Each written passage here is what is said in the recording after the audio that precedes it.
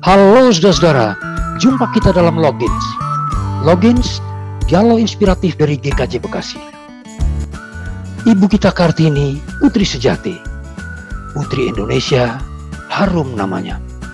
Wahai saudara-saudara, dalam rangka mengenang jasa Raden Ajeng Kartini, Logins kali ini ingin meneropong sejauh mana emansipasi perempuan telah terlaksana di Indonesia. Bersama saya, 3 pendeta yang tidak asing lagi, Pendeta Kartini, Pendeta Temi, dan Pendeta Heri. Apa kabar Pendeta Kartini?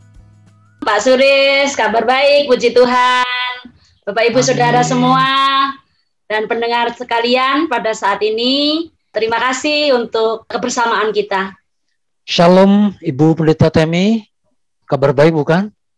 Shalom Pak Suris dan juga Bapak Ibu semuanya, apa kabar semuanya? Saya harap semuanya sehat-sehat dan kembali lagi kita berjumpa dalam Logins pada saat ini. Dan yang ketiga, Shalom Bapak Pendeta Heri.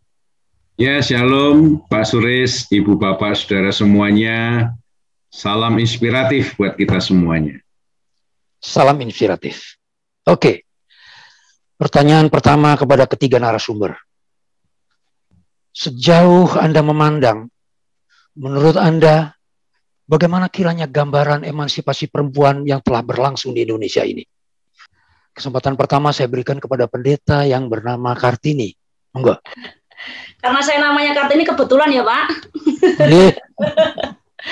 Ya, Bapak Ibu yang terkasih, saya rasa emansipasi wanita, kalau saya lihat dari peran pendidikan ya, bagi saya sebenarnya peran kita dalam artian perempuan sekarang ini tidak seperti dulu dalam bagaimana berjuang untuk memperjuangkan haknya sebagai seorang perempuan.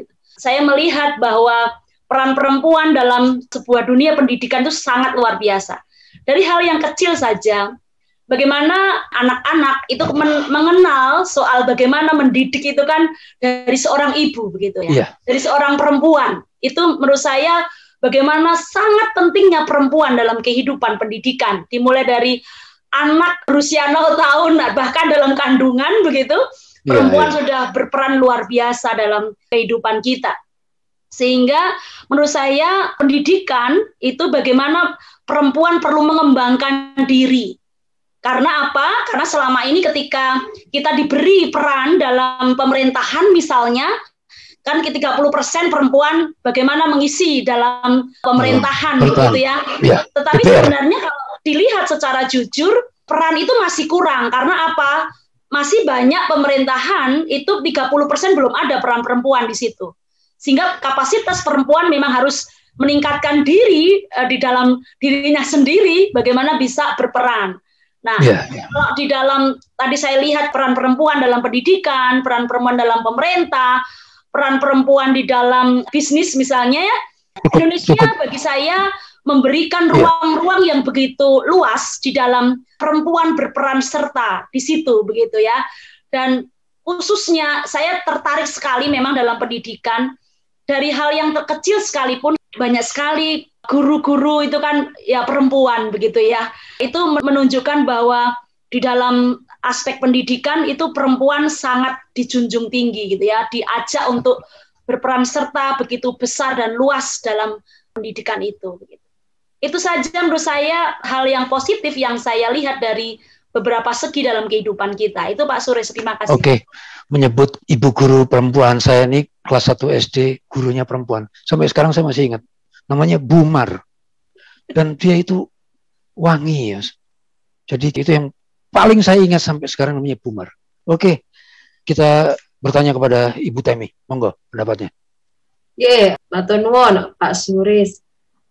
Dari berbagai bidang dalam kehidupan kita saat ini sudah terlihat nyata bagaimana peran para wanita hebat gitu ya.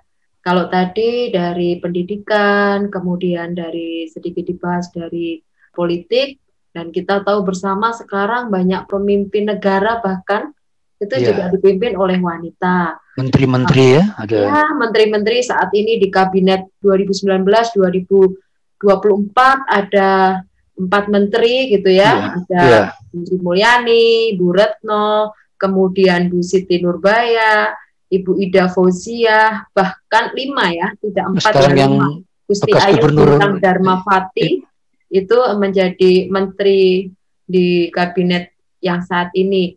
Itu baru di Indonesia, Bapak Ibu. Kalau di negara lain, bahkan ada yang menjadi presiden. Itu yang terdekat dari kita, dari Presiden Taiwan itu, Tsai Ing-wen. Kemudian Perdana Menteri Selandia Baru, juga wanita, Jacinda Ardern. Juga dari Perdana Menteri Finlandia, Sanna Marin, yang cukup terkenal. Kemudian juga konselir Jerman, juga perempuan, Angela Merkel. Juga ada beberapa wakil-wakil rakyat juga berhasil menduduki jabatan-jabatan elit politik di berbagai negara. Jadi secara bidang politik sudah mendapatkan peran yang tempat ya. Ya, tempat. Kalaupun dalam bidang ekonomi, Bapak Ibu, kita juga kenal beberapa wanita-wanita hebat gitu ya. Bahkan menurut riset yang saya baca, 5% jabatan posisi tertinggi perusahaan global itu dipegang oleh wanita. Wah, 5% risetnya di tahun 2020. Nah, kalau di Irlandia sendiri, negara yang paling tinggi persentasenya, beberapa perusahaan besar dipimpin oleh wanita, bahkan CEO-nya itu wanita. Kemudian kalau di Indonesia, contohnya yang juga jadi CEO, jadi presidir gitu ya, nggak jauh-jauh lah mantan Menteri Kelautan kita, Ibu Susi Pujiastuti, PT Asi Pujiastuti, Marine Product, kemudian sekolah pilot juga, bahkan saat ini presidir PT XL Axiata juga dipegang oleh perempuan ya? ini. Kemudian juga dari transportasi PT Bluebird itu, itu. Dirutnya itu Ibu Noni Sri Ayati Purnomo. Kemudian juga ada yang pegang ini yang harusnya atau kebanyakan ini presidirnya itu laki-laki, tetapi ini perempuan di bagian galangan kapal PT Batamek Shipyard. Itu dipegang oleh Ibu Maya Miranda Ambarsari. Jadi ini beberapa wanita-wanita hebat yang dipercaya memimpin perusahaan-perusahaan besar. Kemudian kalau di bidang olahraga, beberapa waktu yang lalu sempat trending di YouTube, ada atlet catur, Grandmaster ya, Iren Karisma Sukandar, yang bermain di podcastnya Deddy Corbuzier melawan Dewa Kipas. Wah, ini trending nomor 1 di YouTube, pernah trending, dimenangkan oleh Grandmaster tadi ya, Master Iren Karisma Sukandar. Kemudian siapa yang tidak kenal dengan Liliana Natsir, ini seperti darinya bulu tangkis ganda campuran gitu ya, setiap kali dipasangkan dengan ini selalu menang. Kemudian juga yang mungkin sebagian orang tidak tahu, ini ada seorang wanita, Eni Nuraini, itu adalah pelatih atletik terbaik se-Asia yang dari Indonesia. Wow, baru dengar saya ini, hebat ya. Iya, saya juga baru tahu ini, seorang pelatih atletik terbaik di Asia ya, itu dari Indonesia dan perempuan. Padahal kalau di cabang olahraga itu kan kesannya maskulin gitu ya, Bapak Ibu dan Pak Suriswanto. Tetapi sekarang bahkan pelatihnya ya, iya, pelatihnya perempuan. Kemudian cabang-cabang olahraga yang sekiranya itu tidak bisa diikuti oleh wanita, ternyata juga bisa. Sepak bola sekarang, sepak bola wanita. Bahkan ada timnas di negara-negara itu, timnas sepak bola wanita pun juga sudah banyak. Jadi sangat hebat dan mumpuni lah wanita-wanita. Jadi kesimpulannya emansipasi perempuan di dunia ini udah sangat maju ya. Ya, begitu juga di Indonesia bukan?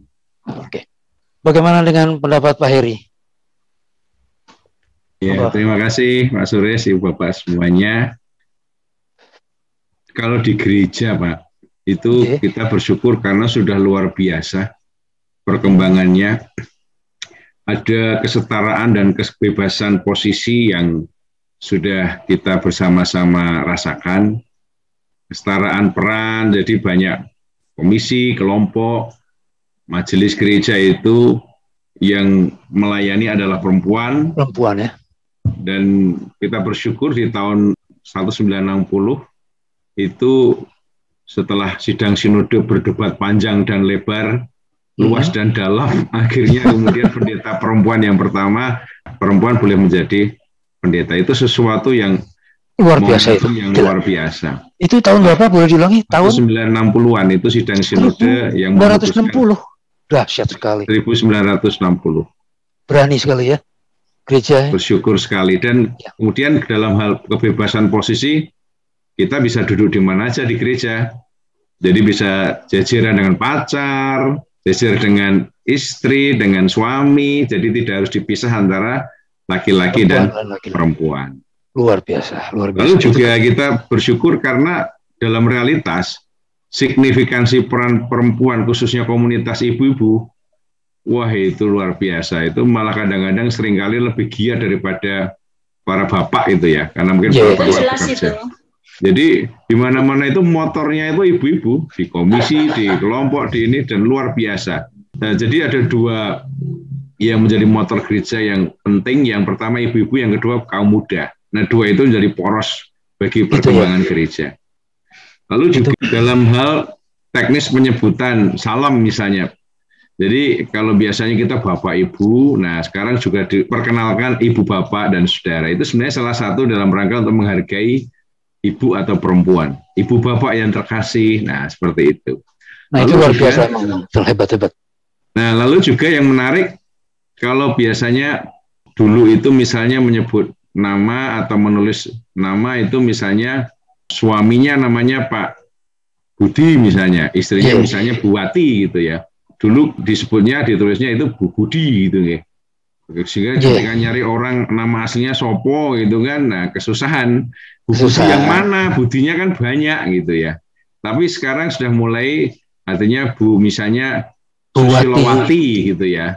Sementara Budinya Budi Santoso misalnya, sehingga sebutannya Susilowati Santoso ditambah belakangnya. Itu sebenarnya juga masih ya udah Susilowati gitu, tapi ya kita kan masih dalam budaya patriarkal.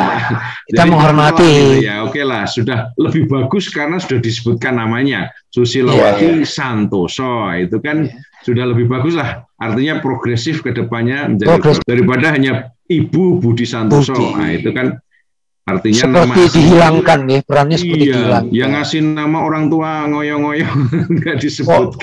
Itu sebuah pencapaian yang kelihatannya sederhana, tapi itu signifikan pengaruh. Iya. Dan kemudian tadi disebutkan oleh Bu Kartini, Bu Temi, di semua instansi termasuk gereja, sinode misalnya, sekarang juga baik tertulis dalam aturan maupun konvensi tidak tertulis, itu mencanangkan bagaimana 30% itu ada unsur perempuan. Minimal 30% kalau bisa ada unsur perempuan di dalam sinode, klasis maupun di kemajelisan gereja. Karena itu merupakan kuota itu merupakan salah satu indikator sebenarnya bagaimana melibatkan kaum perempuan. Nah, juga kalau dalam di sisi pekerjaan Pak itu ada yang menarik karena zaman sekarang bisa substitutif. Artinya bisa saling menggantikan, dan sekarang sudah kita melihat istri yang bekerja karena suaminya kena PHK, suaminya yang ngomong anak, dan itu terjadi dan tidak harus kemudian menjadi sesuatu yang aib atau apa. Itu sesuatu yang menarik. Jadi biasa saya menambahkan sedikit soal akar sosiologisnya Pak, dari sebuah buku yang saya pernah baca. Dulu itu pada masa perang secara umum di dunia itu wanita menjadi penting karena dalam tanda petik itu memproduksi banyak tentara. Sangat dipelihara karena jumlah tentara semakin banyak semakin bagus. Makin kuat ya negara ya. Ya daripada satu pria lebih baik satu wanita, ibaratnya kan begitu, karena dia bisa melahirkan 10 anak, nah, kira-kira begitu. Nah dalam perkembangannya adalah sayangnya setelah perang usai, lalu kemudian orang dalam kehidupan domestik yang menetap, lalu kemudian timbul industri, kemudian timbul komunikasi, kekuasaan, maka wanita itu yang semula itu sebagai aset penting dalam tanda petik waktu perang hanya di rumah saja, yang perang laki-laki, kebablasan di rumah Pak. Sehingga kemudian ya domestik perannya masak, macak, melahirkan kan ya. Kalau manusia yang melahirkan. Nah, laki-laki yang di luar, yang dulu perang, sekarang kan ada di luar, mereka punya akses pemerintah, akses kuasa, akses komunikasi, akses yang lain, sehingga kemudian perempuan menjadi kurang berkembang. Ketinggalan. Nah, itu yang sekarang sudah mulai bersyukur karena mereka perempuan lack of information, lack of access, tetapi sekarang sudah luar biasa. Tadi disebutkan oleh Bu Kartini, Bu Temi, luar biasa perempuan sekarang sudah bisa masuk ke semua akses-akses dan semua pusat-pusat pelayanan. Jadi ada akar sosiologis yang memang waktu itu mempengaruhi bagaimana perempuan itu menjadi agak di belakang, tapi sekarang sudah berubah. Sekarang sudah sangat baik di pemerintah, di pendidikan, di olahraga, di gereja, segala macam. Iya, yang saya khawatir mungkin jadi laki-laki sekarang jadi pemalu, perempuan lebih berani. Mudah-mudahan seimbang Tuhan. Oke, saudara, kita break sejenak untuk bahasan lebih lanjut. Salam inspiratif.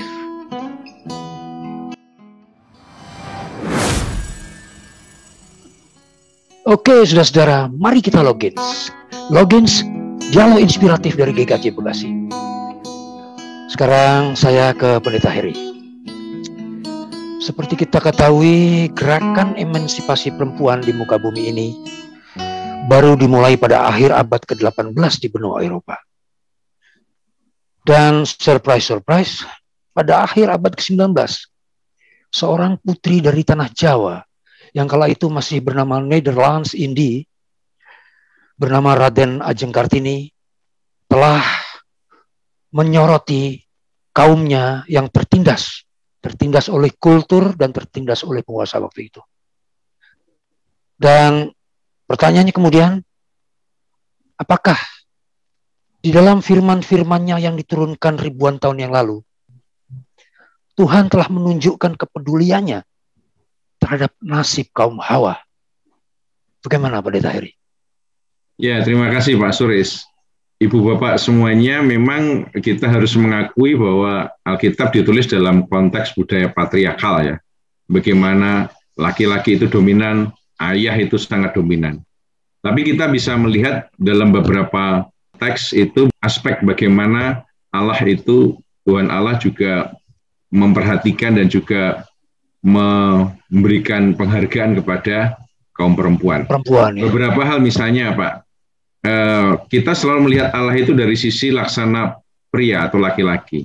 Tapi kita bisa melihat misalnya dalam beberapa teks, misalnya Matius 23 ayat 37, Lukas 13 ayat 34 dikatakan bahwa seperti induk ayam yang mengumpulkan anak-anaknya untuk dieram di bawah sayapnya. Jadi Tuhan itu digambarkan seperti induk ayam yang mengerami anak-anaknya di bawah sayapnya. Atau di Yesaya Mazmur itu bagaimana Allah itu seperti induk Raja Wali yang mengerami anak-anaknya di bawah sayapnya. Itu kan dimensi-dimensi Tuhan Allah dalam menghormati kaum perempuan, para ibu dan juga para perempuan yang lain.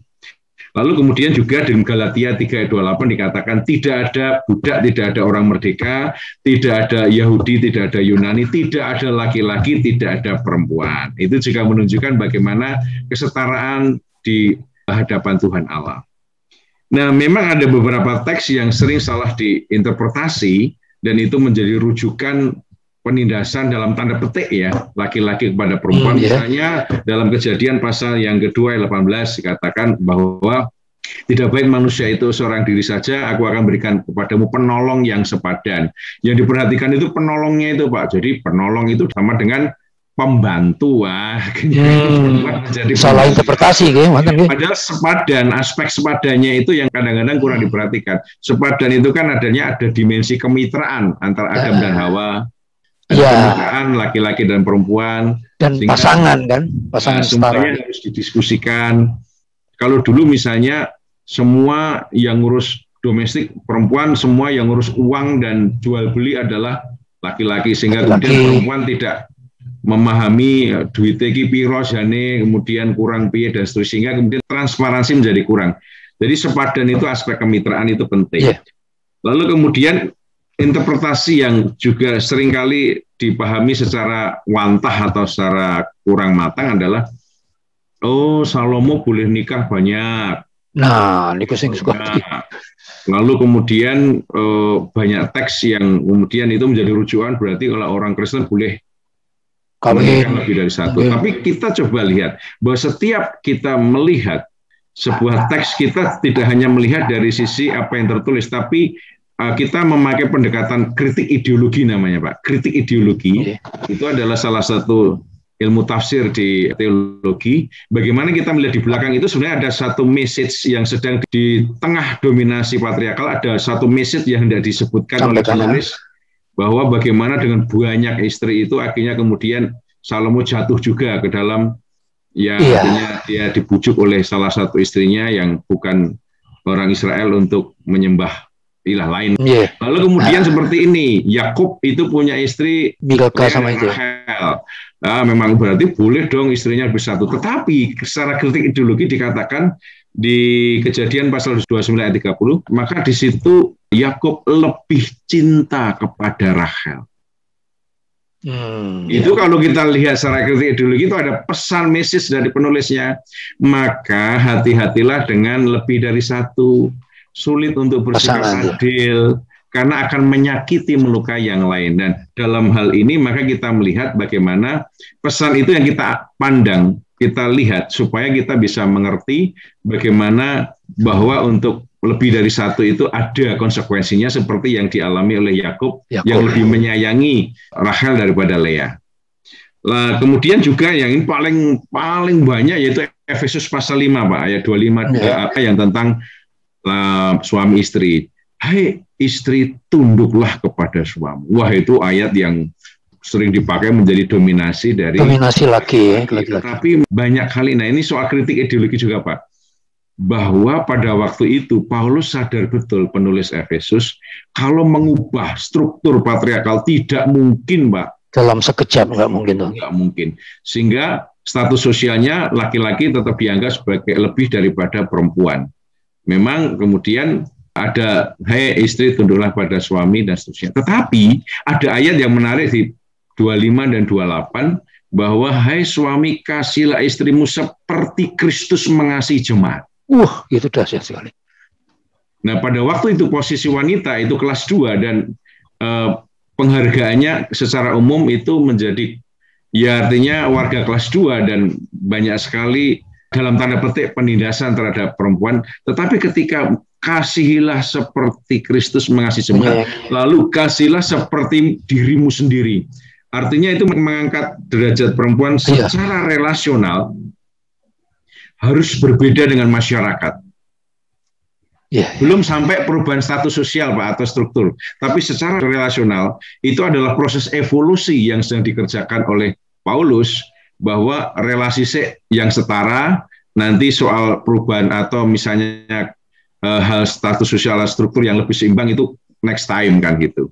Jadi kalau kita membaca secara mendasar, ini adalah proses evolusi yang sedang Paulus lakukan supaya perempuan meskipun statusnya di bawah laki-laki tapi dia dikasihi seperti laki-laki mencintai dirinya sendiri. Nah, itu sesuatu yang sangat dahsyat sekali. Oleh karena itu kita perlu melakukan reinterpretasi terhadap banyak teks yang seringkali kita pakai untuk, dalam tanda petik, untuk membuat dominasi patriarkal semakin kuat. Terima kasih, Pak Asris. Oke, berarti nyata bahwa secara kitabiah ya dukungan kepada perempuan itu sudah ada sejak ribuan tahun yang lalu ya, gitu ya. Betul, Pak Asris. Oke, sekarang untuk Pendeta Temi dan Pendeta Kartini, pertanyaannya adalah, adakah tokoh-tokoh perempuan dalam Alkitab yang bisa menjadi suri toladan atau inspiratif bagi kaum perempuan di Indonesia ini? Enggak? Pak Suris dan Bapak Ibu, pasti kita sudah mengenal beberapa tokoh wanita di dalam Alkitab, baik Perjanjian Lama ataupun Perjanjian Baru, di mana memberikan inspirasi yang nyata gitu ya dalam kehidupan sehari-hari. Mereka sudah menunjukkan emansipasinya dalam berbagai pergumulan kehidupan. Kalau saya mengambil satu contoh dulu ya Pak Suris ya, dan pasti Bapak Ibu juga tahu ini dengan seorang wanita dari Perjanjian Lama, juga sering dipakai oleh para orang tua untuk memberikan nama bagi anak-anak perempuannya supaya anak perempuannya juga memiliki sifat karakter seperti tokoh Alkitab di Perjanjian Lama ini, Esther. Nah, Esther ini seorang yatim piatu yang kemudian diasuh oleh seorang dari suku Benyamin yaitu Mordekai, dan artinya kemudian Esther menjadi bagian dari bangsa Yahudi. Kemudian nasibnya berubah saat Esther mendapatkan kesempatan menjadi seorang ratu dari Raja Ahasveros. Kemudian karakter dan emansipasi Esther muncul saat suatu masalah besar, itu diketahuinya bahwa bangsanya, yaitu bangsa Yahudi, akan dimusnahkan oleh seorang yang bernama Haman. Karena Esther ini bagian dari bangsa Yahudi, gitu ya. Kemudian ada orang yang mengasuhnya, yaitu Mordekai juga di dalam situ, maka muncullah keberanian untuk menyatakan keadilan dan kebenarannya. Bangsa Yahudi tidak salah apa-apa, kenapa harus dimusnahkan? Kemudian Esther pun mengambil langkah yang sangat berani. Dia selain memiliki keberanian untuk menyatakan keadilan dan kebenaran, juga berani ambil resiko yang mempertaruhkan nyawanya saat dia ingin bertemu dengan Raja Ahasveros untuk menyampaikan apa yang diketahuinya berkaitan dengan yang akan dilakukan oleh Haman.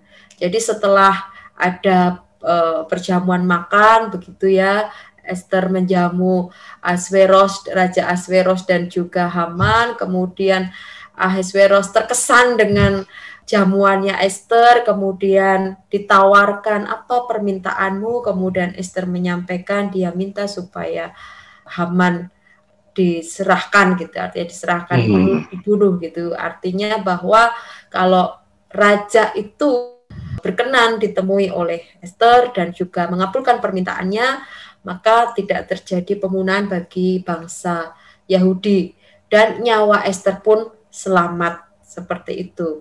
Nah, di situ juga yang menarik bagaimana Esther juga tetap mengakui kuasa Tuhan.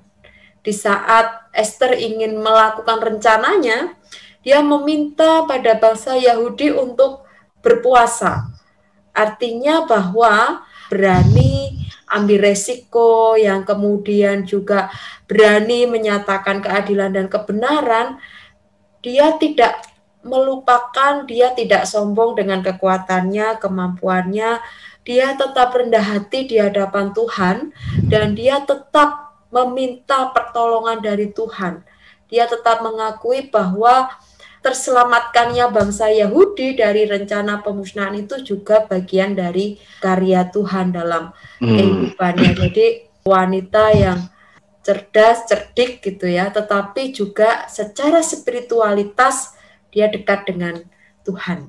Nah, mungkin itu tokoh wanita di Perjanjian Lama. Mungkin nanti dari Bu Kartini bisa menyampaikan keteladanan dan emansipasi wanita lain, tokoh wanita lain di Alkitab seperti itu, Pak Suris dan Bapak Ibu sekalian. Oke, luar biasa. Jadi Esther itu bukan sekedar permaisuri ya, lebih dari sekedar kecantikan dan kelembutannya, seorang Esther telah menyelamatkan bangsanya.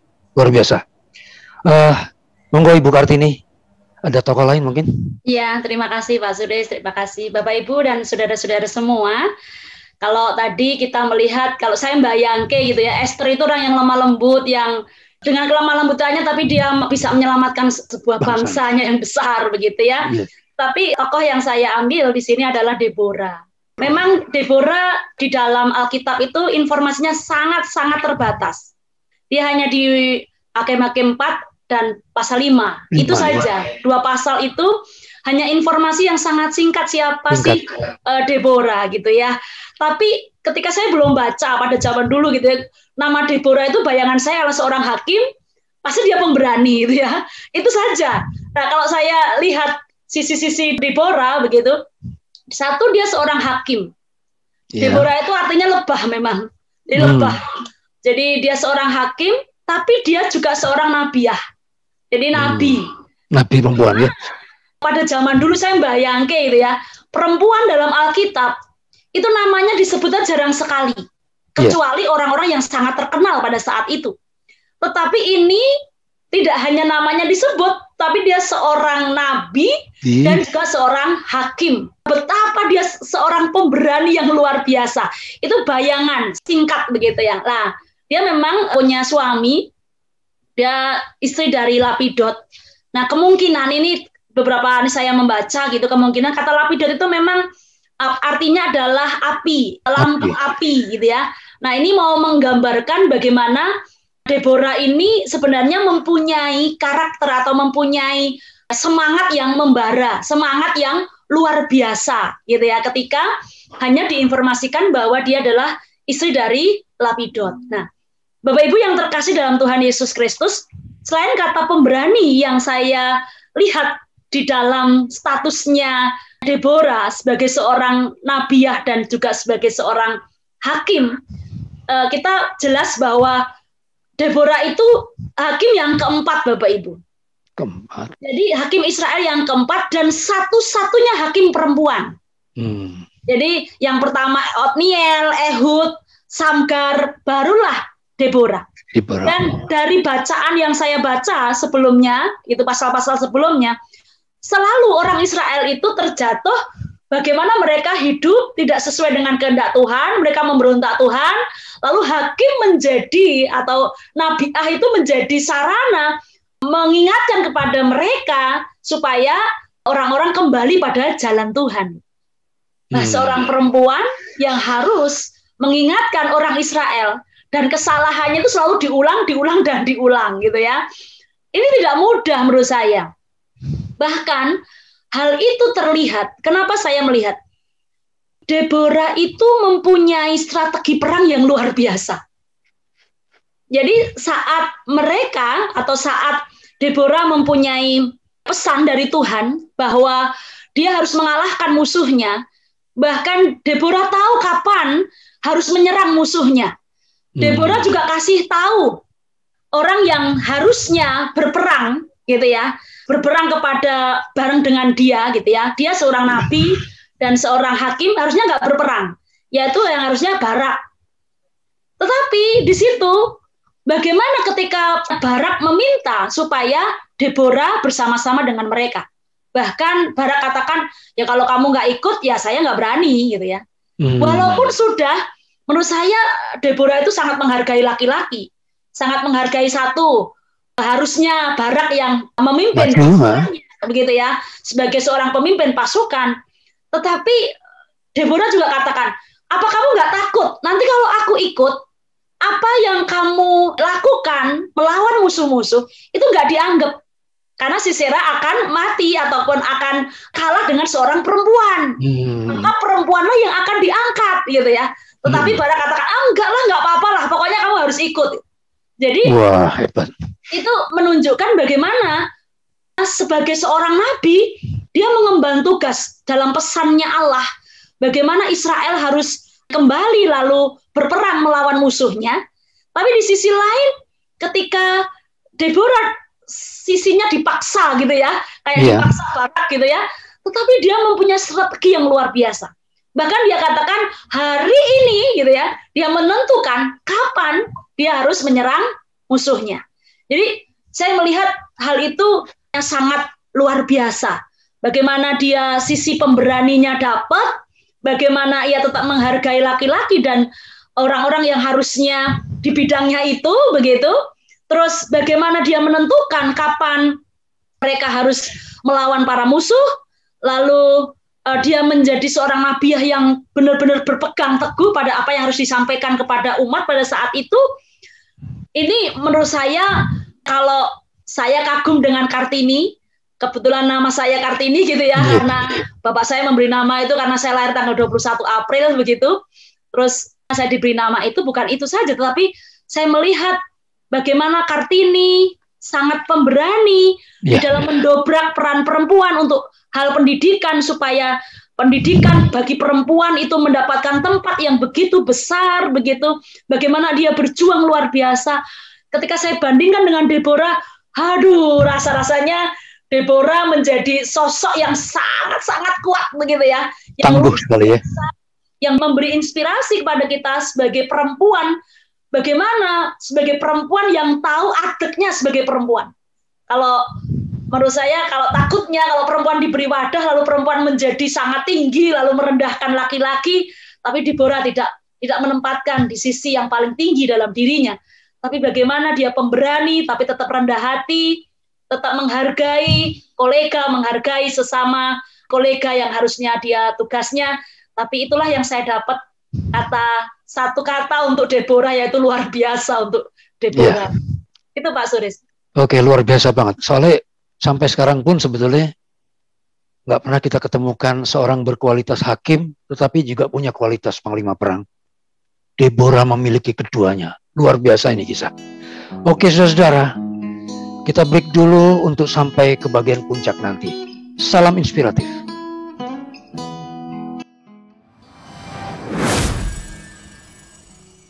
Oke, saudara-saudara, mari kita logins. Logins, dialog inspiratif dari GKJ Bekasi. Well, memang benar bahwa emansipasi perempuan telah terlaksana dengan baik di negara kita. Namun, sebagai profesional yang bergumul dalam urusan-urusan sosial dan kemasyarakatan, termasuk urusan perempuan dan keluarga, saya yakin ketiga narasumber kita ini memiliki catatan-catatan kritis terhadap perbaikan emansipasi itu sendiri. Saya persilakan Pendeta Kartini, Pendeta Temi, dan Pendeta Heri untuk menyampaikan catatan-catatannya. Monggo. Ya, terima kasih. Bapak Ibu yang terkasih, kalau kita bicara soal emansipasi perempuan dalam praktek kehidupan sehari-hari, sungguh kadang-kadang ada beberapa hal yang menurut saya perlu menjadi catatan gitu ya. Dalam artian begini, misalnya kadang-kadang saya berpikir tentang seorang pendeta lah, peran pendeta perempuan dan pendeta laki-laki. Gitu ya.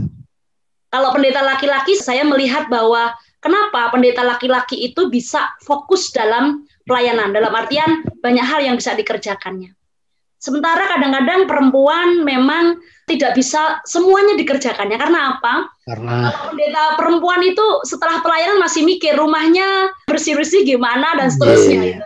Sehingga memang tidak mudah memerankan diri sebagai seorang perempuan, pendeta perempuan yang di mana di gereja diperlakukan memang sebagai seorang laki-laki. Dalam artian tidak ada bedanya antara laki-laki dan perempuan. Tapi di sisi lain ketika di rumah tangga, lalu kita tuntutannya berbeda. Nah, ini menjadi catatan sebenarnya bagi saya secara pribadi sebagai seorang pendeta perempuan, begitu ya. Bagaimana peran-peran itu bisa dikerjakan dengan seimbang sebagai seorang istri, sebagai seorang ibu, sebagai seorang pendeta yang tuntutannya sama dengan pendeta laki-laki di jemaat. Itu yang pertama. Yang kedua adalah ketika perempuan diberi tempat yang sebenarnya luas bagi saya merasakan sebenarnya sejak kecil saya merasakan saya diberi kebebasan oleh bapak saya dan ibu saya, itu luar biasa. Walaupun ada sisi-sisi yang memang agak sedikit didiskriminasikan begitu ya.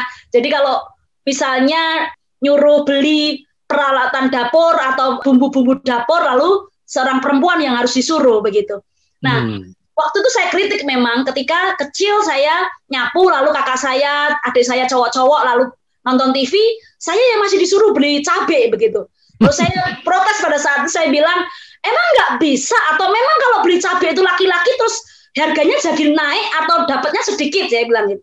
Nah, ini bagian dari protes bagaimana saya sudah nyapu, dia nganggur, kenapa yang disuruh saya lagi gitu ya. Nah, tapi ini mau katakan bahwa kadang-kadang sebagai seorang perempuan yang sudah diangkat, tapi menempatkan perempuan lain gitu ya, pada tempat yang tertekan lagi gitu ya. Nah, kita diberi kebebasan, kita diberi hak, kita diberi peluang, tapi seringkali kita sendiri secara pribadi maupun dari pihak perempuan lain menempatkan diri ya rendah lagi begitu. Ini yang kadang-kadang perlu saling mengingatkan gitu ya. Itu yang kedua menurut saya. Jadi di dalam kehidupan masyarakat, misalnya sebagai seorang ibu, kadang-kadang mendidik anaknya laki-laki dan perempuan itu beda. Dari sisi misalnya mainan saja, pasti selalu berbeda. Identik laki-laki pakai mobil-mobilan, perempuan selalu pakai boneka. Itu kan bentukan sebenarnya. Bagaimana peran-peran itu dibentuk dari kecil. Itu. Terus kalau misalnya perempuan yang tomboy, saya dulu tomboy Bapak Ibu. Jadi kalau dulu pakai celana pendek terus gitu, lalu orang-orang teman saya namanya Kartini tapi tomboy gitu kan. Jadi Kartini itu identik dengan lemah lembut, terus napo-napo manut, suaranya nggak kenceng, apa-apa. Itulah sebagai seorang perempuan gitu ya. Labelisasi, ya, label. Semua dibatasi pada ukuran-ukuran umum yang sudah itu menjadi label bagi perempuan, itu sudah ibaratnya mengikat kaki seorang perempuan begitu. Nah, yang ketiga adalah sebenarnya rekan. Jadi pria, laki-laki, dalam artian begini. Kita mau berjuang kayak apapun. Kita mau bersama-sama, bekerja sama dengan laki-laki. Ketika laki-laki tidak memberi peluang, tidak memberi ruang, itu sama saja. Maka sebenarnya bicara soal emansipasi, bicara soal bagaimana memberi ruang sebagai seorang perempuan, itu tidak hanya terletak bagaimana perjuangan perempuan itu sendiri untuk menambah kapasitasnya, untuk minta ruang-ruang dalam media-media dalam artian pemerintah, bisnis apa segala macamnya tadi. Tetapi sebenarnya bagaimana laki-laki atau pria juga harus memberi ruang bagi perempuan, baik untuk mendorong perempuan untuk memberikan, menambah kapasitas dirinya, atau memang memberi ruang secara umum. Bagaimana perempuan itu, kalau saya bilang, perempuan itu multi talent loh. Iya, betul. Bagi saya katakan perempuan itu multi talent. Multitasking soalnya. Saat perempuan itu terpaksa, dalam artian nggak ada yang lain gitu. Ketika saya misalnya ngecat rumah begitu ya, itu bisa dilakukan. Tapi kan kalau kita punya pasangan kan kita bilang ya sudah minta tolong lah Mas begitu kan. Nah, nggak dilakukan, dikerjakan bisa. Perempuan bisa melakukan banyak hal dalam satu waktu yang sama. Itu perempuan. Karena apa? Bukan karena hebatnya perempuan, bukan. Tapi karena terbiasa. Setiap hari dituntut seperti itu, makanya sudah menjadi hal yang biasa, akhirnya bisa melakukan banyak hal dalam satu waktu yang sama. Jadi itu sih menurut saya bagaimana tambahan-tambahan yang saya lihat dari praktek bagaimana perempuan yang harus diperjuangkan di dalam atau berjuang di dalam peran-peran dalam kehidupan bersama. Itu Pak, terima kasih. Ya, luar biasa. Perempuan itu mau mengerjakan ini, mengerjakan itu mengharukan kalau saya bilangnya. Oke, Bu Temi, monggo. Nggih, Nun, Pak Suri sudah sangat lengkap dan detail sekali tadi yang disampaikan Bu Kartini dalam kehidupan sehari-hari, baik dari mulai anak-anak sampai dengan kehidupan saat ini orang dewasa, ternyata masih ada celahnya begitu nggih Bapak Ibu, dan juga ada bentukan-bentukan dari waktu masih kecil, ternyata itu juga secara sadar dan tidak sadar sudah dilakukan dari para orang tua. Nah, kalau saya saat ini coba untuk menyampaikan dari sisi perjuangan wanita-wanita, perempuan-perempuan yang ingin diakui kapasitasnya, diakui eksistensinya gitu ya. Jadi para wanita yang berjuang bagaimana supaya bisa diterima, bisa diakui, dan juga bisa dihargai oleh kaum laki-laki. Jangan sampai perjuangan itu kemudian menjadi hal yang ekstrim gitu ya.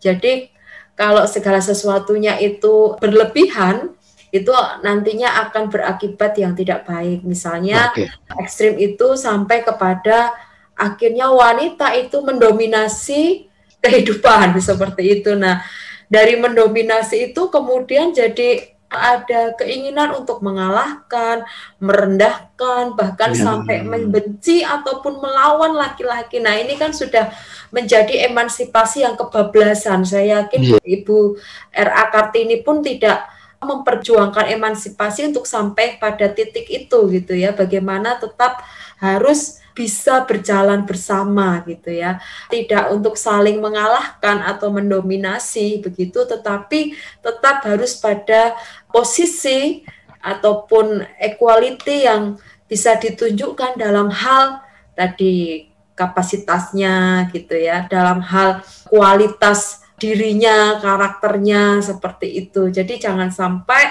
kita yang sudah bergiat berjuang ini sampai jatuh pada hal yang ekstrim tadi, sampai dengan tidak menghargai laki-laki, bahkan mendominasi atau merasa mungkin saking ekstrimnya gitu ya Pak Suris dan Bapak Ibu merasa wah wanita itu bisa hidup kok tanpa laki-laki. Nah itu kan jadi ya.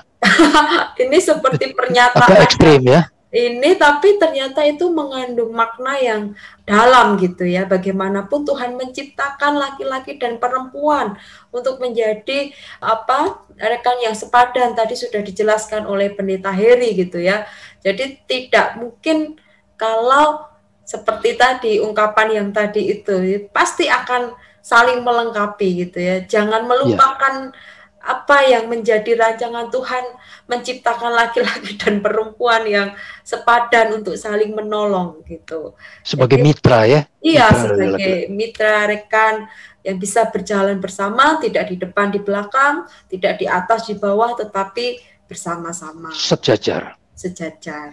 Mungkin lebih menegaskan dalam hal berhati-hati, jangan sampai terlalu ekstrim seperti itu. Sehingga kebablasan gitu ya. Makasih. Bagus sekali. Oke, sekarang Pak Heri, monggo. Terima kasih Pak Suris, Ibu Bapak Saudara. Saya akan mengawali dengan sebuah pertanyaan. Apa yang dilakukan oleh pria yang tidak bisa dilakukan oleh perempuan? Sepak bola aja bisa loh perempuan. Bisa. Pertanyaan saya, apa yang bisa dilakukan perempuan yang tidak bisa dilakukan laki-laki? Banyak. Melahirkan, menyusui. Artinya kalau kita mencoba renungkan, malah lebih hebat dalam tanda petik ya. Iya. Nah, oleh karena itu memang kita mendorong bagaimana emansipasi ini mengubah mindset para laki-laki supaya lebih memberi ruang dan menghargai perempuan. Tetapi, nah ini Pak Suris. Jangan sampai kaum perempuan itu sudah terlanjur nyaman dengan konstruksi sosial yang konco wingking tadi. Lah wis penak ngene wae nang dapur isa-isa apa tuku bawang gitu ya. Artinya memang ini laki-laki perlu berubah, tapi perempuan juga mari harus berjuang. Mau berubah. Iya, jadi apakah masih ada yang begitu ya? Masih banyak yang begitu. Jadi nggak nyaman itu ya. Kalau misalnya berjuang jadi nggak nyaman karena sudah di zona nyaman seperti itu. Nah, itu yang perlu untuk kita bersama-sama renungkan. Lalu kemudian juga tadi Bu Temi sudah mengungkapkan bahwa emansipasi ini bukan mendorong perempuan untuk mengatasi laki-laki, tapi menjadi setara gitu ya. Beberapa catatan yang menurut saya penting, khususnya di gereja. Nyun sewu nyun pangapunten yang duka Ibu Bapak Saudara. Kita sudah terbiasa dengan konstruksi sosial dan konstruksi teologis, yaitu bahwa laki-laki sebagai kepala di rumah tangga atau imam istilahnya. Saya memahami betul kita itu kan sudah mindsetkan dengan konstruksi sosial patriarkal dan interpretasi yang kurang pas atau kurang mendalam terhadap kayak teks-teks Efesus tadi. Nah, saya mengusulkan bahwa pemimpin keluarga adalah dwi tunggal. Kemitraan Bapak dan Ibu adalah sama-sama pemimpin keluarga. Itu yang harus kita mencoba untuk melihat. Masih ingat tadi Pak Suris, evolusi Paulus? Ya, evolusi yang diharapkan kita bisa. Jadi itu lebih dahsyat. Dwi tunggal itu lebih efektif, lebih dahsyat kekuatannya karena ada saling kemitraan yang luar biasa. Luar biasa ya. Dan itu memang kita harapkan supaya berimbas ke aspek yang lain, dwi tunggal, kepemimpinan bersama. Dan itu bersama-sama kita bisa melihat implikasinya. Jangan sampai nyun sewu, perempuan itu ada double job. Maksudnya suami kerja, istri pulang masih ngurusi anak, ngurusi cuci piring, ngurusi jendela, ngurusi kompor, ngurusi ini. Bapaknya nonton Netflix. Indonesian Idol ya. Ini yang harus kita lihat. Nyun sewu para kaum bapak. Masih banyak itu. Bahwa ketika istri pulang sama-sama kerja, istri pegang pekerjaan rumah, bantulah istri sebagai duit tunggal tadi, kemitraan, dan kita bisa saling, ya sudah Bu, aku ngurusi anak, belajar PR, kamu yang ngurusi ini. Begitu. Ini double job itu yang tadi Bu Kartini sempat singgung. Bagaimana itu harus kita sadari, khususnya para laki-laki. Kecuali kalau misalnya nyun sewu, istri di rumah, nah itu kan soal lain. Tapi kalau dua-dua kerja, double job di dalam rumah. Lalu kemudian yang berikutnya adalah soal keuangan. Para bapak nyun sewu diusahakan jangan ada duit lanang gitu ya. Dalam tanda petik. Duit lanang itu ya boleh kita pegang duit nanti tapi diinformasikan. Duit lanang ketika dapat komisi diam-diam dilebokke neng dompet dewe, dapat bonus, dapat ini. Bapak Ibu dan Saudara, indikator kejujuran kita soal keuangan, maka itu akan berimbas pada kejujuran yang lebih luas dalam aspek relasi, aspek macam-macam. Kalau kita tidak jujur keuangan, itu bahaya untuk hal-hal yang lebih luas.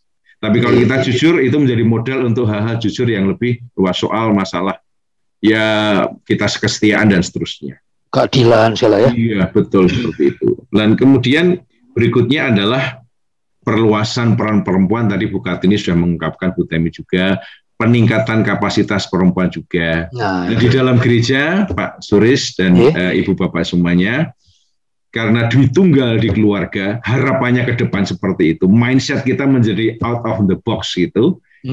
Itu maka kita bisa misalnya pada waktu pertelaan pernikahan itu kita tidak meminta calon suami, aku mengambilmu sebagai istriku, lalu kemudian calon istri mengatakan, aku menerimamu. Nah, itu sekarang kita ubah. Dan memang saya pribadi, kami sudah mencoba mengubahnya.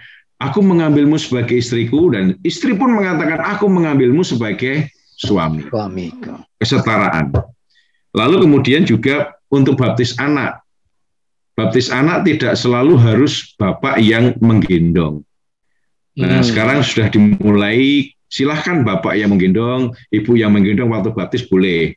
Ya udah, anak pertama bapak dulu, nanti anak kedua ibu dulu, boleh, monggo. Artinya tidak harus selalu bapak yang gendong. Jadi duit tunggal itu yang sebenarnya perlu untuk kita renungkan dalam, itu lebih dahsyat, luar biasa. Karena apa? Pertanyaan kritis kita begini, Pak Suris. Ketika seorang perempuan dilahirkan, apakah dia akan bertanya demikian? Tuhan, nasibku, kodratku, aku dilahirkan perempuan, aku menjadi orang nomor 2. Pertanyaan kritisnya, apakah Tuhan berpikir diskriminatif? Itu yang menjadi penting. Apakah Tuhan kita berpikir diskriminatif? Karena konstruksi sosial yang panjang sekali tentang patriarkal yang dominan dan interpretasi teologis yang keliru membuat kita kemudian menjadikan Allah kita dalam tanda petik diskriminatif. Terima kasih Pak Suris. Oke, luar biasa. Sungguh-sungguh luar biasa pendapat dari ketiga pendeta ini. Kita berharap agar suara ketiga pendeta ini akan menjadi masukan agar emansipasi perempuan terlaksana lebih baik dan lebih baik lagi, sehingga kelak tidak akan ada lagi penindasan terhadap perempuan sekecil apapun di negeri Indonesia tercinta kita. Oke saudara-saudara, sampai jumpa di login mendatang. Salam emansipatif dan salam inspiratif. Ibu kita Kartini